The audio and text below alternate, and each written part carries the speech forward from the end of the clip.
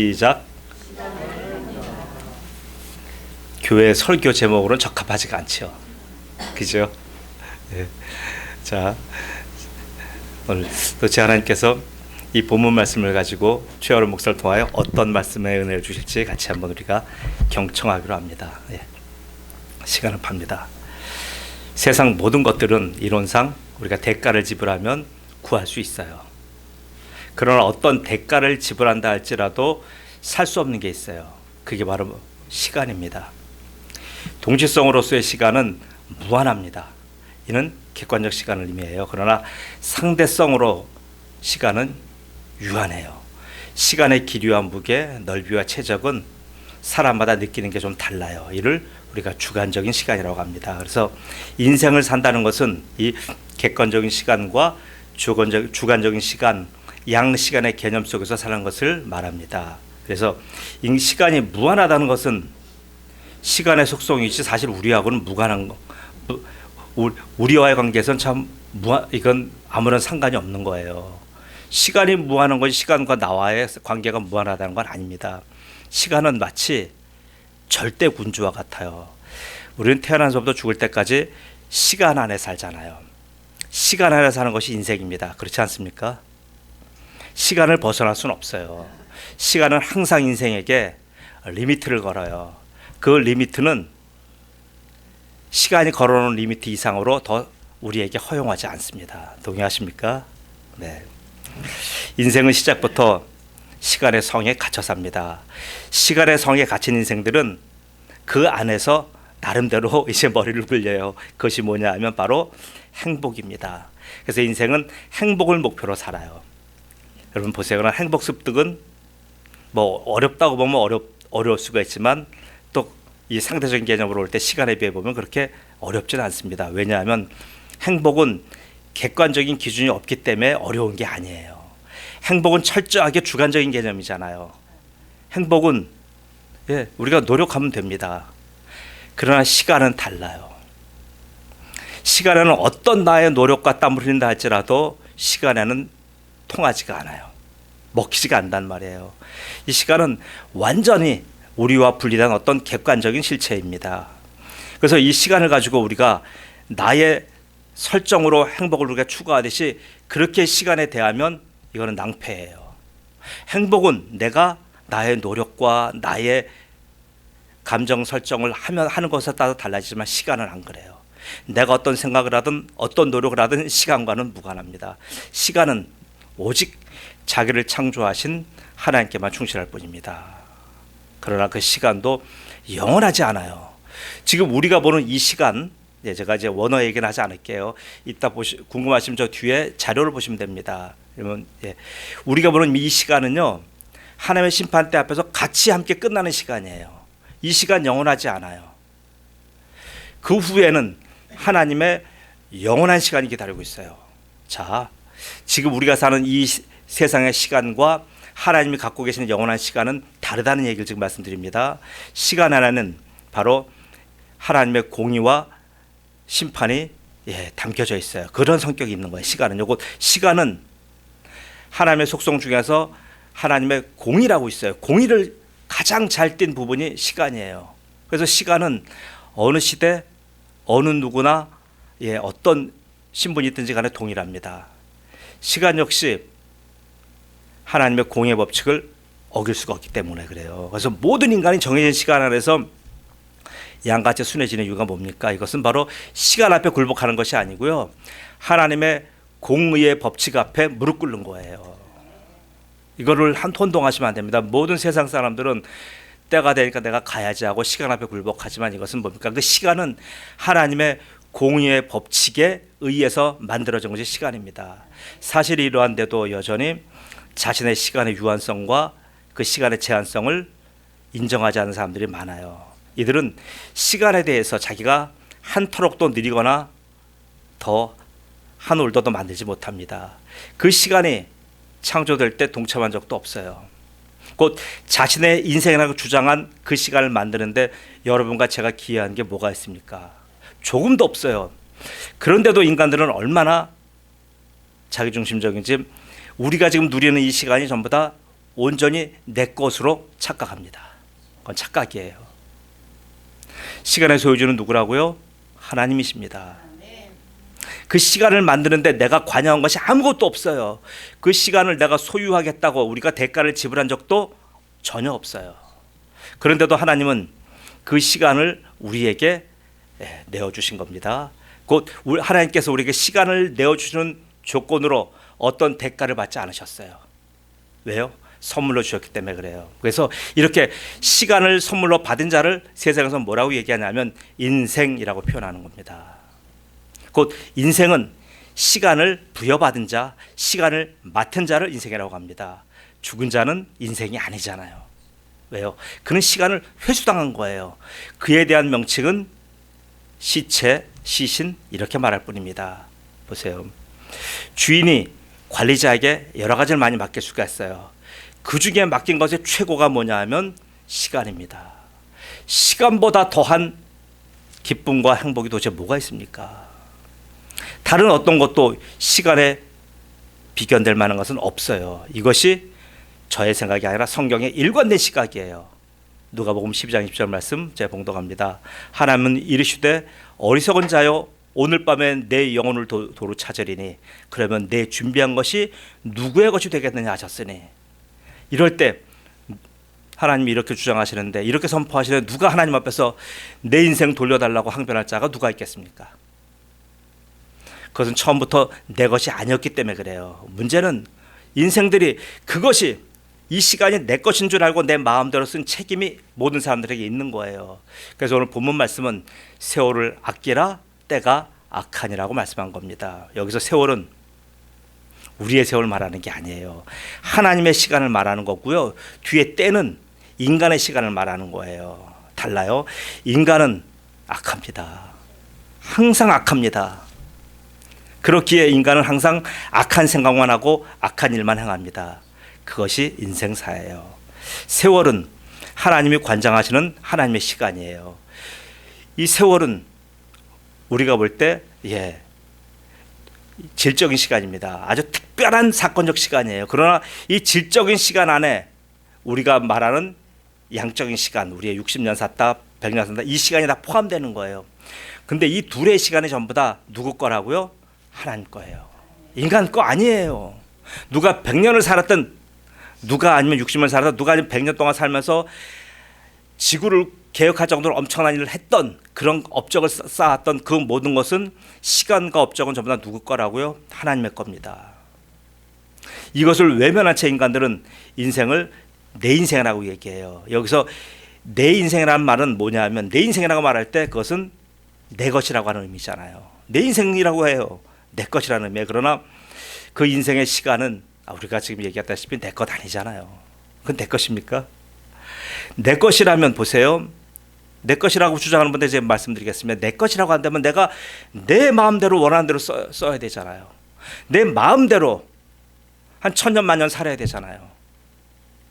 그런데 그렇게 못 살잖아요. 왜요? 시간이 우리에게 리미트를 걸어놓은 거예요. 그래서 인생이 잠깐인 이유가 인생 시간을 주관하시는 누군가가 있다고 하는 의미잖아요. 우리가 하나님을 모른다고 할지라도요, 인생이 유한하다고 하는 것은 바로 그 인생을 관장하는 누가 있다는 얘기예요. 그분이 바로 하나님이십니다. 인생은 하나님이 우리에게 잠시 위탁하신 시간에 불과합니다. 그래서 그 위탁한 시간은 누구의 그분 거기 때문에 내가 내 마음대로 쓸 수가 없는 거예요.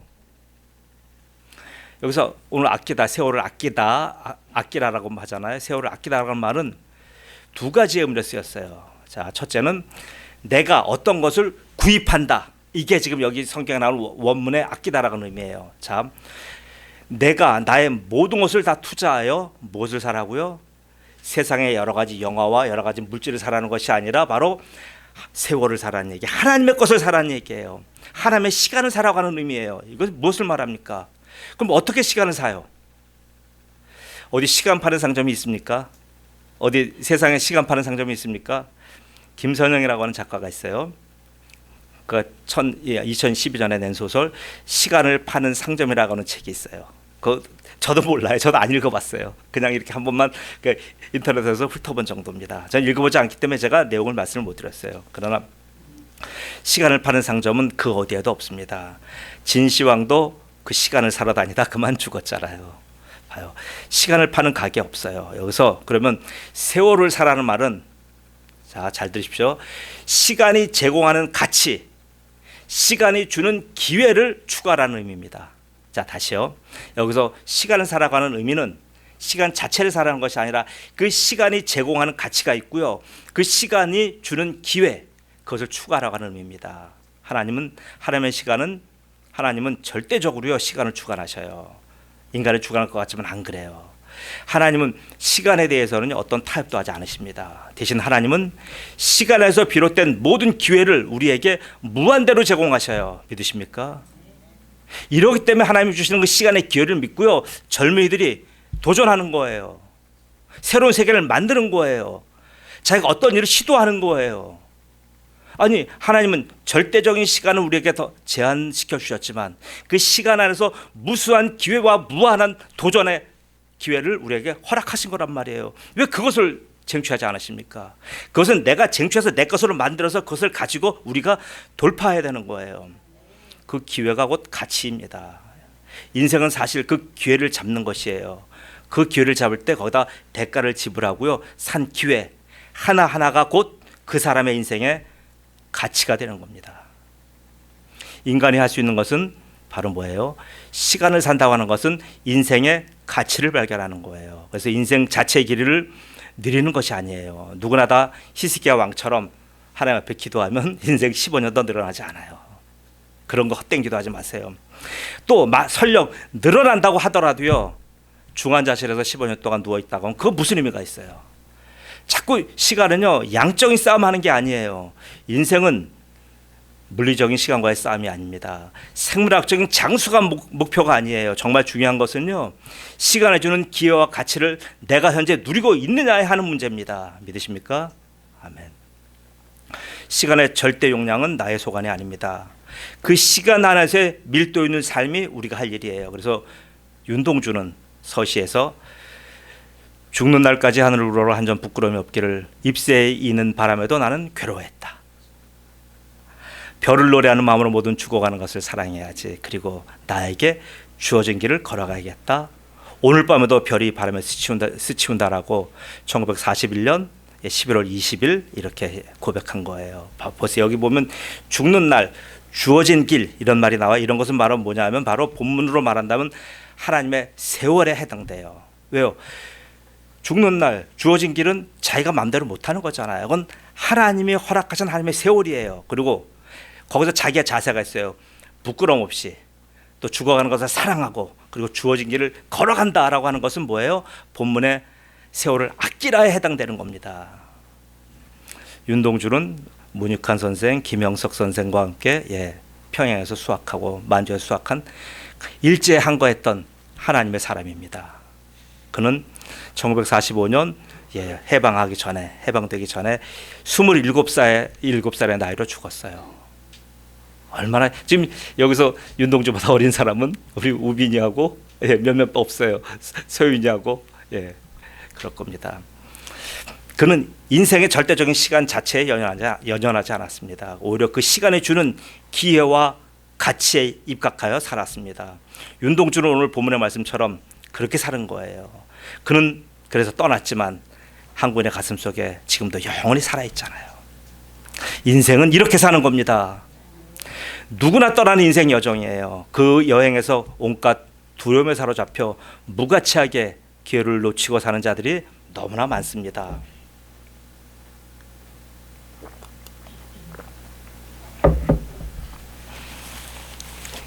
이런 분들에게 성경 히브리서 2장 15절이 이렇게 말씀합니다. 또 죽기를 두려워함으로 한평생 매여 종로로 타는 모든 자들을 놓아주려 하심이니, 놓아주려고 예수님이 오신 겁니다. 자유를 주러 오신 거예요. 그래서 아끼라고 하는 두 번째 뜻은 뭡니까? 아까는 산다고 하는 것 얘기했고, 두 번째는 속량하다는 뜻이에요. 속량은 누구의 죄값을 내가 대신 치러주는 걸 속량이라고 합니다. 누가요? 사람은 속량 못해요. 곧 그리스도의 구속을 말하는 겁니다.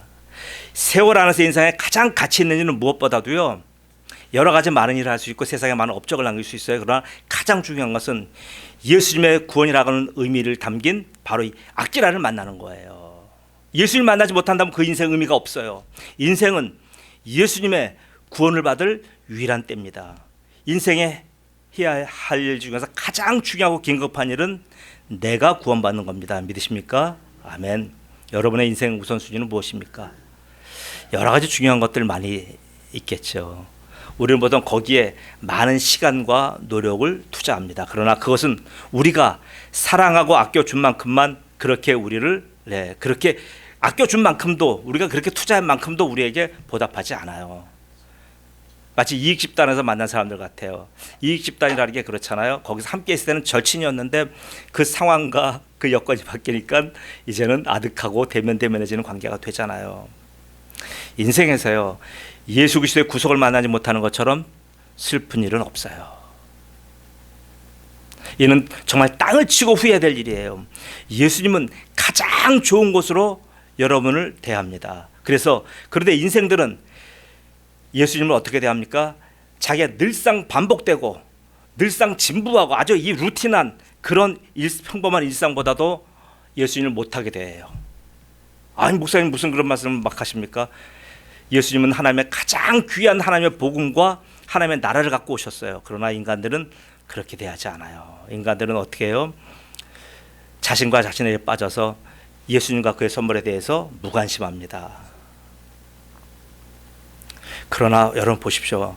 어떤 인생에게라도요, 일생에 단 한 번 정도는요, 예수님을 만날 만한 기회가 주어져요. 동의하십니까? 주어져요. 왜요? 하나님은 공의 하나님이시잖아요. 공평한 기회를 주시는 거예요. 그런데 예수님은 그들에게 하나님의 복음과 하나님의 나라를 그 사람들에게 그런 기회 때 전파해요. 그런데 문제는 그들이 받아들이지 않은 거예요. 그들이 예수님의 말씀을 들은 채 하지도 않고요, 본 채마차도 하지 않은 거예요. 아니 목사님 어떻게 말씀을 과격하게 하십니까? 제 말이 아니에요. 예수님 말씀이에요. 누가복음 14장 16절 20절이에요. 이르시되 어떤 사람이 큰 잔치를 베풀고 많은 사람을 청하였더니 잔치할 시각에 그 청하였던 자들에게 종을 보내어 이르되 오소서, 초청하는 거예요. 모든 것이 준비되었나이다 하며 다 일치하게 사양하여, 모든 초청받은 사람이 다 한마음 한뜻으로 사양합니다. 거기서 한 사람은 뭐라 그래요? 한 사람은 이르되 나는 밭을 샀음에 아무래도 나가 보아야겠으니 청컨대 나를 양해하도록 하라. 또 한 사람은 이르되 나는 소 5겨리를 샀음에 시험하러 가니 청컨대 나를 양해하도록 하라. 다 부자들이 밭 사고 소 10마리 사고, 또 한 사람은 나는 장가 들었으니 그러므로 가지 못하겠노라 하니. 다 이 사회에서 자리 잡고 잘 나가는 인생들입니다. 저들은 이렇게 자기들의 아주 자랑스러운 일상을 내세워서요, 예수님의 초청을 거절합니다. 저들에게 사실 오늘은 매우 소중한 날이잖아요. 늘 반복되는 일상이 아닌 특별한 날들이잖아요. 부동산을 사고 가축을 사고 결혼하는 일이 어디 사소한 일입니까? 인생에 있어서 잊지 못할 아주 중요한 날이잖아요. 그리고 저런 일은 자기 혼자만 개입된 게 아니잖아요. 여러 많은 지인들과 함께 같이 얽히고 설킨 거잖아요. 그런 중요한 약속을 뒤로하고 어떤 큰 잔치에 참석한다는 것은 사실 이것은 너무 쉽지 않은 얘기예요. 저들의 이유는 어찌 보면 아주 타당하고요, 아주 적절해요. 그러나 그런 이유를 초대하신 분은 인정하지 않아요. 문제가 오히려 그런 자들에게 대해서 오늘 이 잔치를 배설한 분은 분노하십니다. 오늘 누가복음 14장 24절에 내가 너희에게 말하노니 전에 청하였던 그 사람들은 하나도 내 잔치를 맛보지 못하리라. 세상 모사는 핑계할 수 없는 거예요. 하나님은 한 번 이상은 전부 다 기회를 다 베풀어 주셔요. 어찌 보면 잔치에 초대는 받았지만 참석하지 못한 분들에겐 억울한 측면도 있잖아요. 예를 지켜 타당한 이유를 설명했는데도 더 이상의 기회가 없는 거예요. 그 이유가 오늘 본문에 나타납니다. 왜요? 때가 악하기 때문이에요. 때가 악하기 때문이에요. 여기서 때는 모든 인생들의 삶을 의미하는 거예요. 사실 그런 일들의 중요성은 인생 안에서만 그런 거예요. 자, 인생 안에서 이런 일들이 굉장히 중요한 거예요. 그러나 인간 사회는 왜냐하면 관계와 약속을 기반으로 하잖아요. 그런 사회 속에서 자신의 역할과 도리를 다하지 않는 것은 사회에서 굉장히 우리가 왕따다는 거잖아요.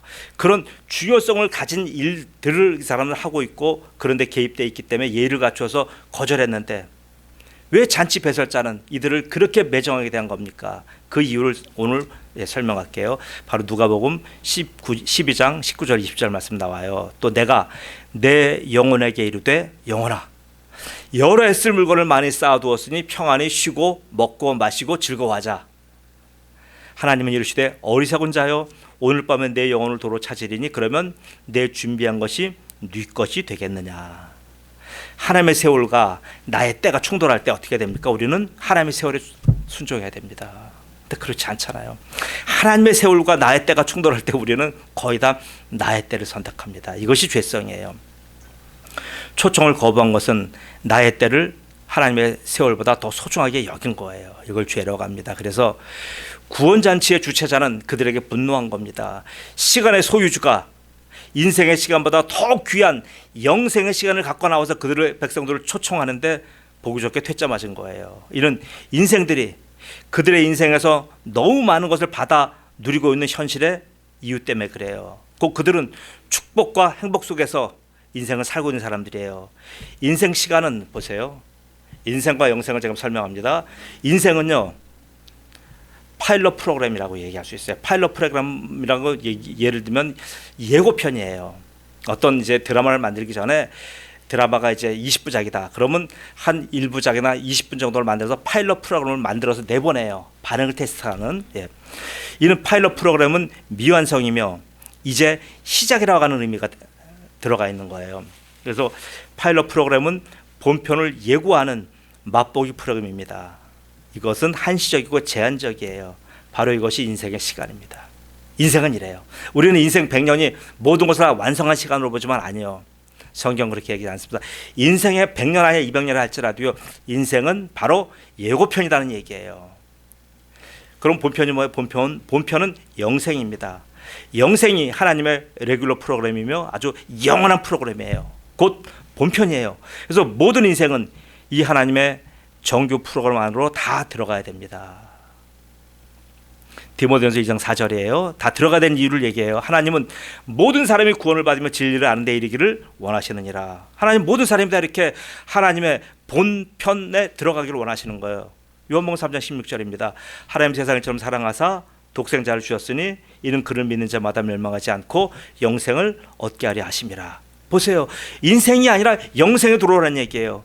데살로니가전서 4장 7절이에요. 하나님이 우리를 부르심은 부정하게 하심이 아니요 거룩하게 하심이니. 네, 하나님의 은혜가 바로 이런 겁니다. 악한 세상, 부정한 세상에서 거룩한 세상으로, 의의 세상으로 하나님 우리를 부르시는 겁니다. 사랑하는 은혜의 성도 여러분, 교회는 여러분의 삶에 있어서 어떤 존재입니까? 교회는 있어도 그만, 없어도 그만인 존재입니까? 교회와 비슷한 것을 제가 오늘 얘기해 보면 바로 마트와 같습니다. 우리 생활에서 마트가 얼마나 중요합니까? 마트는 생필품을 파는 곳이잖아요. 그래서 마트는 사랑받아요. 우리 집에 냉장고가 빈약한다 할지라도 우리는 걱정하지 않잖아요. 왜? 동네 마트에만 가면 생필품이 넘치잖아요. 그러나 우리가 지금 전쟁하는 가자지구나 레바논에 가면 상황은 달라집니다. 마트는 그런 곳에 마트는 뭐예요? 중요한 곳 정도가 아니라 생명 그 자체잖아요. 마트에 물건이 없어요. 마트에 물건이 소량이라도 입고되면 즉시 동납니다. 이것이 전쟁하는 나라의 현실이에요. 한국은요, 교회가 넘쳐납니다. 그래서 사람들이 교회를 보아도 너무나 많으니까 시큰둥이하는 거예요. 이 교회 아니면 저 교회로 언제든지 갈 수 있잖아요. 교회는 여러분 인간의 시간을 파는 곳이 아니에요. 교회는 하나님의 시간을 파는 상점입니다. 믿습니까? 교회는 생필품을 팔지 않아요. 그래서 여러분의 생활에 실질적인 도움을 주진 못해요. 그러나 교회는 하나님의 시간과 하나님의 꿈을 파는 상점입니다. 인간의 시간과는 비교되지 않는 아주 특별하고 영원한 시간을 팔아요. 병원에서 파는 인생을 조금 더 얻는 그런 정도 시간이 아니에요. 교회는요, 세월과 때를 구별하여 판매합니다. 교회 입구에는 인간의 시간에 필요한, 인간의 때에 필요한 상품들로 진열되어 있어요. 그러나 매장 안에 메인 매대에는 뭐가 있어요? 하나님의 새 오늘만 진열되어 있어요. 자, 사실은 교회에서 여러분 구제하고 선교하고 사회봉사하고 이런 거 뭡니까? 바로 이 메인 상품을 팔기 위한 미끼 상품을 던지는 거잖아요. 미끼 상품이 다가 아니잖아요. 이 지금 메인 상품을 팔고 싶어서 사실 인간의 때에 필요한 모든 그런 것들을 교회에서 내놓는 겁니다. 사랑하는 교회 은혜의 성도 여러분, 우리 교회에서 파는 하나님의 상품은 정품이에요. 믿으셔도 돼요. 짝퉁이 아닙니다. 저는 누구나가 이 물건을 사시기를 권면합니다. 그래서 어떻게 사시라고요? 천국은 마치 밭에 감춘 보화와 같으니 사람 이를 발견한 후 숨겨두고 기뻐하여 돌아가서 자기의 소유를 다 팔아 그 밭을 사느니라. 마태복음 13장 44절이에요. 여러분, 이게 메인 상품 사셔야. 이 메인 상품이 뭡니까? 바로 시간이고요. 그 시간은 영생이에요. 아이온. 그 영생의 시간을 사지 못한다고 한다면 안타까운 겁니다. 그래서 매 시간마다 우리는 하나님의 복음과 하나님의 나라를 전파하는 겁니다. 이런 지혜로운 하나님의 백성으로 살아가시기를 우리 주님 예수 그리스도의 이름으로 축복합니다. 아멘. 기도합니다. 전능하신 아버지 하나님 은혜 감사합니다. 아버지 하나님, 우리가 세상에서 누리는 시간이 얼마나 소중한데 밤낮 교회에 오라 가라 이렇게 아버지 하나님 그런 많은 우리가 요청을 받았습니다. 그런데 아버지 하나님, 이제 우리가 분명히 알았습니다. 세상이 주는 시간은 100년 남짓이면 내 인생에서 끝나지만 이후에 하나님이 주는 영생의 시간은 완전히 다른 시간이며 완전히 다른 인생인 것을 봅니다. 그래서 원어적으로 완전히 분리시켜 놓을 정도로 하나님 바로 인생과 영생이 다르고 이 땅에서의 목숨과 영혼에서의 생명이 다른 것을 성경은 말씀하고 있습니다. 아버지 하나님, 오늘 주님께서 보내주신 귀한 영혼들이, 이 생명들이 바로 하나님의 주님의 몸된 교회에서 주님께서 주시는 이 위대한 하나님의 복음과 하나님의 나라를 전부 다 받아 누려서 바로 이 땅 살아갈 때 하나님께 영광 돌리며 이후에 영원한 영생을 하나님 지금 이 시간에 소유한 그 하나님의 인생을 맛보며 즐기며 그렇게 살아가는 백성으로 축복하여 주옵소서. 그리고는 이제 입을 열어 이 하나님의 위대한 복음을 많은 사람들에게 전파하는 그런 성숙한 그리스도인으로 축복해 주옵소서. 감사하며 예수님의 이름으로 기도드리옵나이다. 아멘.